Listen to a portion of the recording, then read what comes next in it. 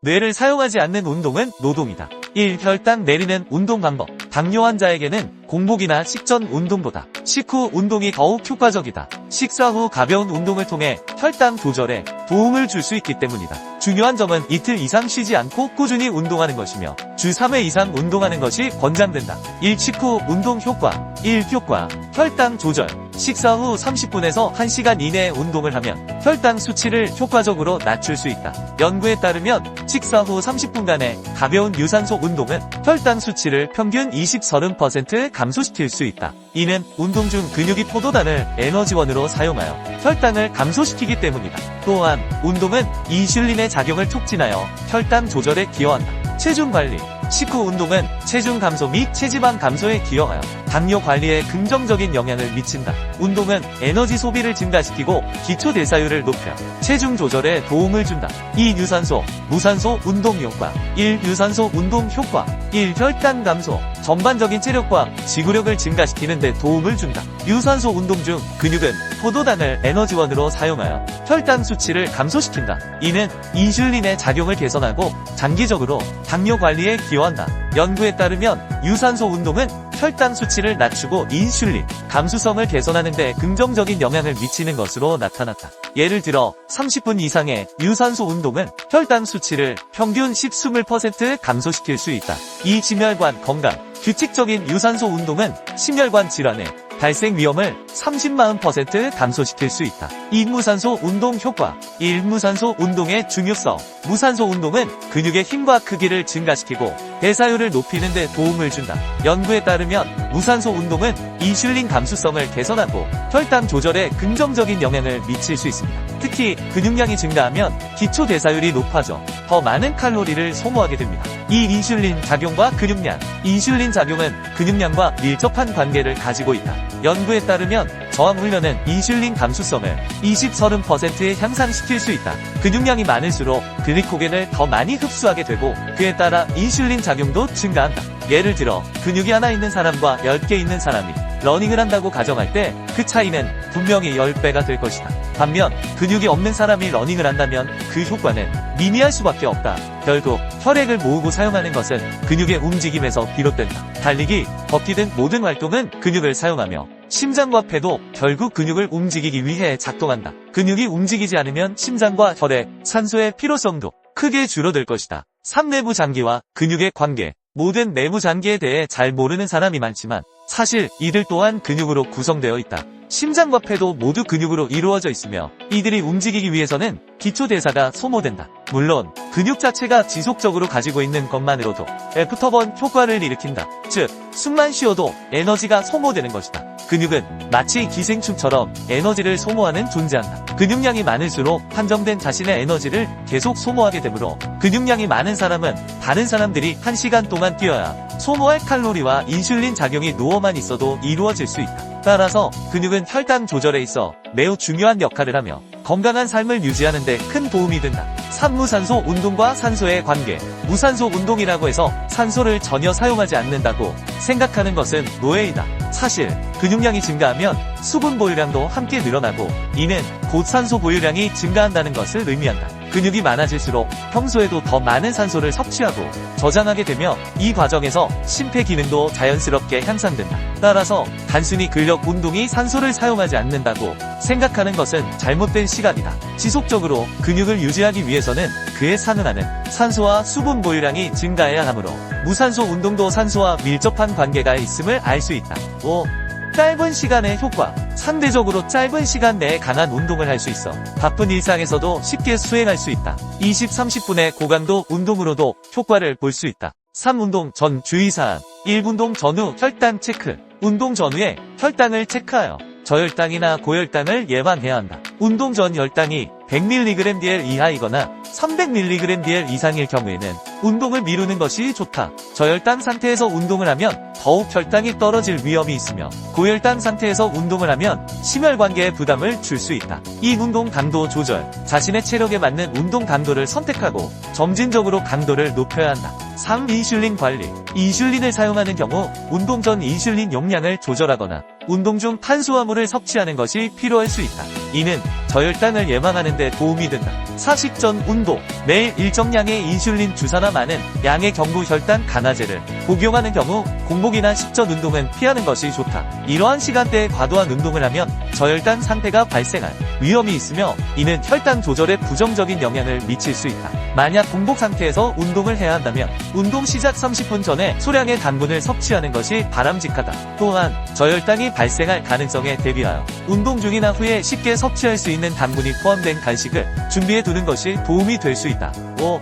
케톤산증. 케톤산증이 있는 경우에는 고강도 운동을 피하는 것이 좋다. 반면 케톤산증이 없고 신체 상태가 양호하다면 고혈당이 있는 상황에서도 운동을 할 수 있다. 주의해야 할 점은 운동 전, 중, 후에 충분한 수분을 섭취하여 탈수를 예방하는 것이다. 6. 안저질환. 심한 비증식 망막병증이 있는 경우 망막출혈이나 망막박리의 위험이 증가하므로 고강도의 유산소 운동이나 저항 운동은 피하는 것이 좋다. 7. 말초신경병증. 당뇨병으로 인한 말초신경병증은 발의 감각을 저하시켜 상처를 인지하지 못하게 할 수 있다. 이를 예방하기 위해서는 적절한 신발을 착용하고 운동 전후의 발 상태를 정기적으로 점검하는 것이 중요하다. 발에 상처나 물집이 생기지 않도록 주의하며 발을 항상 건조하게 유지하는 것이 필요하다. 만약 신경병증이 심각하게 진행되어 감각이 크게 감소한 경우 체중을 실어주는 운동은 피해야 한다. 감각이 떨어진 발로 반복적인 활동을 하게 되면 궤양이나 골절과 같은 심각한 부상이 발생할 수 있으므로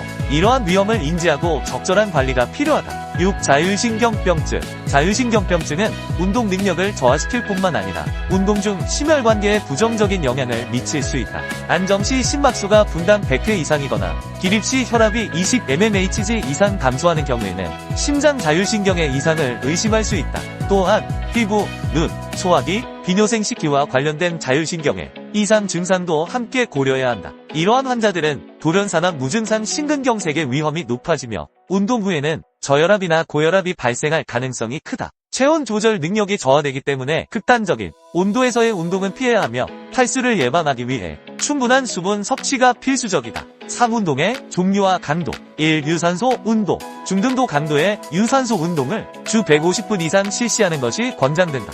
예를 들어 하루에 30분씩 5일 운동하는 것이 좋다. 걷기, 자전거 타기, 수영 등이 좋은 선택한다. 2. 근력 운동. 유산소 운동과 함께 근력 운동도 포함하는 것이 좋다. 근력 운동은 근육량을 증가시켜 인슐린 감수성을 높이고 혈당 조절에 긍정적인 영향을 미칠 수 있다. 주 2, 3회 전신 근력 운동을 실시하는 것이 이상적이다. 5. 피해야 할 습관.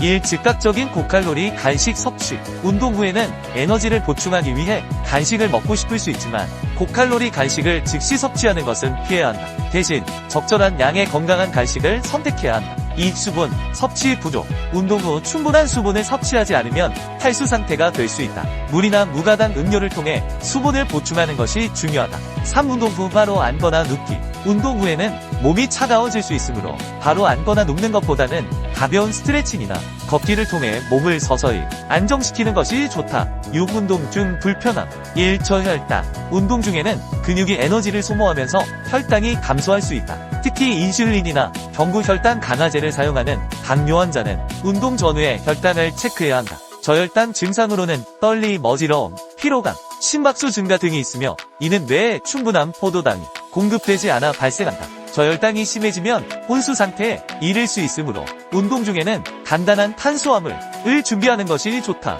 2. 고혈당. 운동 후에는 스트레스 호르몬이 분비되어 혈당이 상승할 수 있다. 특히 인슐린을 사용하는 환자는 운동 후 혈당을 체크하고 필요시 인슐린 용량을 조절해야 한다. 고혈당은 신경 및 혈관에 손상을 줄 수 있으며 장기적으로 합병증을 유발할 수 있다. 3. 관절 통증. 관절에 무리가 가는 운동은 관절 통증을 유발할 수 있다. 당뇨 환자는 신경 손상으로 인해 통증 감각이 둔해질 수 있으므로 통증이 발생할 경우 즉시 운동을 중단하고 전문가와 상담해야 한다. 7. 운동 순서. 당뇨 환자를 대상으로 한 연구에서는 근력 운동과 유산소 운동을 병행하는 두 그룹을 비교했다. 한 그룹은 유산소 운동을 먼저 수행하고 다른 그룹은 근력 운동을 먼저 진행한 결과 근력 운동을 먼저 한 그룹이 혈당 안정성을 더 잘 유지하며 운동 후 저혈당을 예방하는데 효과적이라는 결과가 나타났다. 따라서 운동 후 저혈당을 자주 겪는 환자들은 운동 순서를 조정하는 것이 예방 전략으로 유용할 수 있다. 할 준비 운동의 중요성. 운동 중에는 근육이 수축하면서 혈액이 심장으로 돌아가는 양이 증가하게 된다. 하지만 운동이 끝나면 이러한 근육의 펌프 작용이 사라지면서 심장으로 돌아오는 혈액량이 급격히 감소할 수 있다. 이로 인해 저혈압이나 심근어혈과 같은 심각한 문제가 발생할 위험이 있다. 당뇨병 환자는 심혈관 질환에 대한 위험이 높기 때문에 운동 후 정리운동의 중요성이 더욱 강조된다. 만약 운동 후 어지럼증이나 통통을 경험한 적이 있다면 정리운동을 반드시 실시해야 한다. 방법: 정리운동은 약 50분 동안 진행하며 스트레칭보다는 운동 중 사용했던 동작의 강도를 점진적으로 낮추는 것이 바람직하다. 예를 들어 빠르게 달리기를 했다면 운동을 마무리할 때는 속도를 줄여 천천히 걷는 것이 좋다. 이러한 방식의 정리운동은 심혈관계의 안정성을 유지하고 운동 후 신체의 회복을 촉진하는 데 중요한 역할을 한다. 9. 운동의 강도. 운동 강도는 일반적으로 세 가지로 나눌 수 있다. 절대적 강도, 상대적 강도, 주관적 강도. 1. 절대적 운동 강도. 개인의 심폐기능이나 산소 이용 능력을 고려하지 않고 운동 중 소비되는 에너지의 양을 나타낸다. 대개 신진대사 해당치로 표시된다. 1.1매. 깨어서 조용히 앉아있을 때의 대사율과 에너지 소비. 저강도 운동 3매 미만, 중등도 운동 3.5.9매, 고강도 운동 6매 이상. 2. 상대적 운동 강도. 개인의 심폐 및 대사 기능에 따라 활동에 필요한 노력 수준을 고려하여 나타낸다. 일반적으로 최대의 유산소 소비량이나 여유심박수를 기준으로 결정된다. 1. 최대 산소 섭취량. 운동 강도가 최대에 이르렀을 때 단위시간 당 들이마시는 산소의 양. 2. 최대의 유산소 소비량. VO2max에서 안정산소 섭취량을 뺀다. 3. 최대 심박수. 운동으로 서서히 올라간 맥박수가 최대치에 이르렀을 때의 심박수. 4. 여유심박수. 최대 심박수에서 안정 심박수를 뺀다. 2. 당뇨 환자에게 권장되는 운동 강도. 1. 중등도 운동. 최대 심박수의 51%에 해당하는 강도. 2. 목표 심박수 계산. 추정 최대 심박수는 간단히 220 본인 나이로 산출할 수 있다. 하지만 개인의 체력 수준이나 심폐기능에 따라 오차가 클 수 있다. 3. 목표 심박수. 공식. 목표 심박수 운동 강도 플러스 안정 심박수. 1. 공시 개시. 안정 상태의 심박수가 분당 80회이고 운동을 거의 하지 않은 30세 남자의 목표 심박수. 이 계산 방법. 우선 추정 최대 심박수는 220/80, 즉 140이 된다. 중강도의 운동인 최대 심박수의 51%의 운동 강도를 시행하려 할 때 목표 심박수는 다음과 같다. 최대 심박수 220/80, 140. 최저 목표 심박수 10% X 플러스 80, 110. 최대 목표 심박수 70% X 플러스 80, 122. 이 경우 심박수가 110, 122으로 유지될 정도의 강도로 운동하면 된다. 4. 특정 상황. 운동 강도를 평가하는 데 있어 심박수는 중요한 지표이지만 특정 상황에서는 그 신뢰성이 떨어질 수 있다. 예를 들어 베타 차단제와 같은 혈압약을 복용하거나 임신 중이거나 자율신경 합병증이 있는 경우 심박수는 운동 강도를 정확히 반영하지 못할 수 있다. 이런 상황에서는 주관적 운동 강도를 활용하는 것이 유용합니다. 1. RPE. RPE는 운동 중 느끼는 힘든 정도를 6부터 20까지의 숫자로 표현하는 방법으로 개인의 체감 강도를 기반으로 한다. 이 점수는 운동을 할 때 얼마나 힘든지를 직관적으로 나타내며 6점은 가장 편안한 상태를, 20점은 최대의 힘을 쏟을 때를 의미한다. 1. RPE 점수 범위. 최소값 6점, 최대값 20점. 2. 중강도 운동. RPE 점수 10, 24점에 해당하며 이는 최대 운동 강도의 약 60%에 해당합니다. 3. 목표 심박수 계산. RPE 점수의 10을 곱하면 대략적인 목표 심박수를 알 수 있다. 이와 같은 방법으로 운동 강도를 평가하면 개인의 상태에 맞춰 보다 안전하고 효과적인 운동을 할 수 있다. 4. 운동 방법. 30분을 기준으로 설정하고 가능한 강도로 운동을 시작한다. 물론 체력이 약한 경우에는 10분, 20분, 30분 단위로 점차 늘려가면 된다. 운동 심박수에 절대적으로 의존할 필요는 없으며 이는 참고 자료일 뿐이다. 체력은 개인마다 다르기 때문에 심박수만으로 운동 강도를 정할 수는 없다. 차츰 운동 시간을 늘리고 그 다음에는 점진적으로 속도를 올려 강도를 높여가는 것이 중요하다. 최종적으로는 옆 사람과 대화하기 힘든 강도로 30분 동안 지속할 수 있으면 된다. 10. 본론 자료. 식후 30분 1시간은 혈당 조절의 중요한 골든타임으로 이때 가벼운 운동을 통해 혈당 스파이크를 예방할 수 있다. 혈당 스파이크는 건강에 해롭고 인슐린 저항성을 증가시켜 당뇨병 발병 위험을 높인다. 연구에 따르면 2013년 미국 조지 워싱턴대 연구에서는 저녁 식사 후 15분 가볍게 걷는 것이 오전과 오후에 걷거나 트레드밀에서 뛰는 것보다 혈당 감소 효과가 크다는 결과가 나왔다. 저감도 운동은 근육이 포도당을 에너지원으로 사용하게 하여 혈당 조절에 도움을 준다. 특히 당뇨병 환자나 비만으로 인슐린 저항성이 높은 사람은 식후 저감도 운동을 하는 것이 권장한다. 10일 일상에서 할 수 있는 운동: 1. 사이드 킥, 2. 제자리, 3. 프론트 니어, 4. 걸음 계단, 6. 트위스트 니어, 7. 팔벌력 뛰기, 8. 줄넘기, 9. 맨손 체조 혹은 리듬 체조. 12. 당뇨 1.2형 환자 운동 방법. 1. 당뇨 1.2형 환자. 1. 당뇨 1형. 1형 당뇨 환자는 인슐린 분비가 거의 이루어지지 않기 때문에 운동 중 혈당 변화에 매우 민감하게 반응해야 한다. 이들은 운동 전후에 인슐린 용량과 탄수화물 섭취를 조심스럽게 조절해야 하며 운동으로 인한 혈당 변화를 예측하고 관리하는 데 각별한 주의가 필요하다. 2. 당뇨 2형. 2형 당뇨 환자는 인슐린 저항성이 주요 문제로 운동이 인슐린 감수성을 향상시키는 데 효과적이다. 이들에게 운동은 혈당 조절을 넘어 대사 기능 개선과 체중 관리에 긍정적인 영향을 미치는 중요한 치료 방법으로 자리 잡고 있다. 2. 당뇨 1.2형 환자 주의사항. 1. 당뇨 1형 환자. 1형 당뇨 환자는 운동 중 저혈당의 위험이 상대적으로 높기 때문에 운동을 시작하기 전 혈당 수치를 150-250mg/dl로 유지하는 것이 중요하다. 운동 시작 30분 전에 혈당을 측정하고 필요에 따라 탄수화물을 섭취하거나 인슐린 용량을 조정해야 합니다. 2. 당뇨 2형 환자. 2형 당뇨 환자는 보다 유연한 운동 계획을 세울 수 있으며 규칙적인 유산소 운동과 근력 운동을 통해 인슐린 저항성을 개선하고 혈당 조절 능력을 높일 수 있다. 특히 중강도의 유산소 운동과 주 2, 3회 저항성 운동이 추천된다. 3. 당뇨 1형, 2형 운동 시간대 차이. 운동 시간대의 선택에서도 두 유형의 당뇨 환자 간에 뚜렷한 차이가 나타났다. 1형 당뇨 환자는 아침이나 이른 오후에 운동하는 것이 혈당 조절에 더 유리한 것으로 알려져 있으며 이는 인슐린 작용과 관련이 깊다. 반면 2형 당뇨 환자는 식사 후 1-2시간이 지난 시점에 운동을 하는 것이 혈당 조절에 더욱 효과적일 수 있다. 3. 운동 강도와 시간의 차이.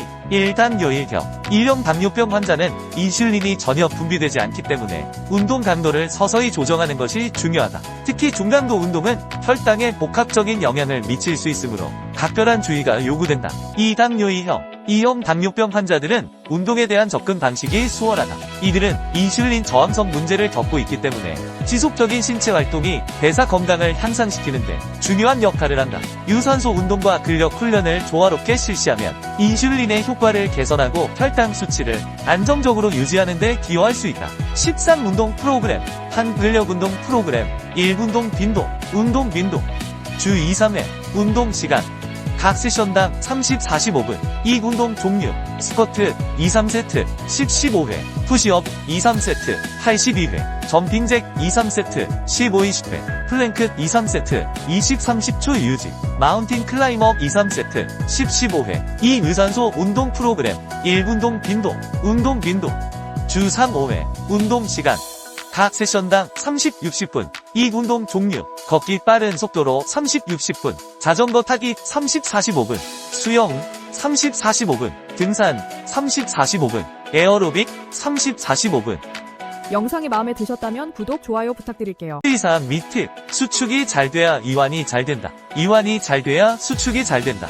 흔하게 몸의 반동을 이용하는 경우가 많다. 이럴 경우 전신운동으로 전신운동을 원한다면 추천하지만 아니라면 최대한 무릎과 허리의 움직임을 제어해야 한다. 항상 올바른 방법을 숙지하고 운동하기 바란다. 또한 어떤 운동을 하든 자세를 잘 유지하기를 바란다. 반동이 일어난다는 것은 과한 중량을 억지로 들고 있다거나 잘못된 습관이 자신도 모르게 몸에 배어 있다는 것이다. 이것을 자각했다면 스스로 고쳐나가길 바란다. 운동 자세 또한 운동의 중요한 부분을 차지한다. 물론 부상을 예방하는 측면도 있지만 제대로 된 근육 발달을 위한 것이기도 하며 다른 것을 다 제쳐놓고라도 멋이 없다. 폼이 안 나고 너무 아마추어 같아 볼품없다. 몸은 멋있는데 운동 폼이 이상한 사람이 있는가? 이상하게 운동하면 당신은 어디서든 운동하는 사람이 아닌 이상한 사람으로 보이게 된다. 전혀 멋있어 보이지 않는다는 소리다. 그러니 제대로 된 자세로 운동하여 올바른 근육 성장을 이루길 바란다. 호흡.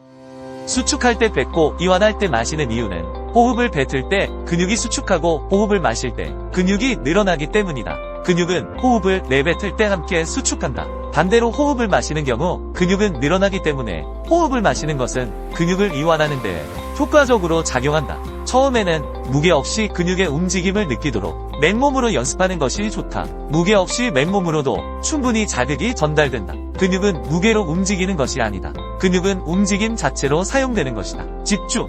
근육의 느낌을 잡는 것을 어려워하지 말아라. 근육의 모양인 결과운동 진행 방향을 상상하고 집중하면 된다. 선수처럼 느끼려 하지 마라. 느껴지지 않는다. 당신은 프로 선수가 아니다. 꼭 느낌을 컨트롤해야 하는 것이 아니다. 결국 뇌가 하는 것이니 상상과 집중만 제대로 하면 된다. 자극에 연연하지 마라. 저절로 되기도 하고 안 돼도 상관없다. 중요한 것은 생각과 집중이다. 그러니 이미지 트레이닝을 하는 것이다.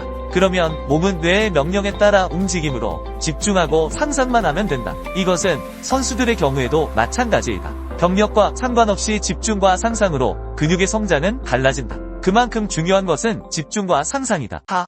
뇌피셜. 여기서의 내 설명은 예를 들기 위해 비유적 표현을 쓴 것이지 절대적인 수치가 아니다. 오해의 소지가 존재하며 내 주관적인 생각과 더불어 해부학적인 내용에 비춰 설명한 단순한 지표라고 말한다고 해도 틀린 말이 아닐 것이다. 또한 사람의 몸에 대한 어떠한 정보도 의학과 과학이 공개한 내용들은 추측일 뿐 정답이 아니다. 누군가 정답처럼 이야기한다면 그것은 거짓말이다. 그가 창조주인 신이 아니라면 말이다. 우리가 현재 알고 있는 정보는 데이터와 통계, 일부의 실험으로만 결정된 것들이다. 전 인구의 통계도 아니며 그저 추측론일 뿐이며 또한 다수의 의견이 답은 아니다. 그저 일정 조건에 맞춰진 통계를 따른 동의일 뿐이다. 그러니 정보는 정보로서 활용하고 자신의 경험적 데이터와 더불어 잘 선택하고 판단해야 할 것이다. 당신의 심장이 왜 뛰는지 아는가? 모른다. 그냥 뛴다. 의학적으로 추측할 뿐 숨을 쉬는 것도 심장이 멈추지 않는 이유도 우린 아직 모른다. 그러니 어떤 것도 믿거나 맹신하지 말고 참고만 할 뿐 자신의 몸은 자신의 경험을 통해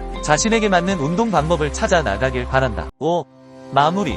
근육 운동을 할 때 생각을 하고 안 하고의 차이는 음식을 씹느냐 삼키느냐와 같다. 음식을 삼키면 맛을 모르고 씹으면 맛을 느낄 수 있다는 것이다. 삼킨 음식의 맛을 뇌가 인지하지 못하고 느끼지 못하듯 생각 없이 운동을 한다면 근육이 제대로 사용되지 못하고 삼킨 음식처럼 맛을 인지하지 못한 근육은 움직임을 인지하지 못하는 결과로 성장은 늦어진다.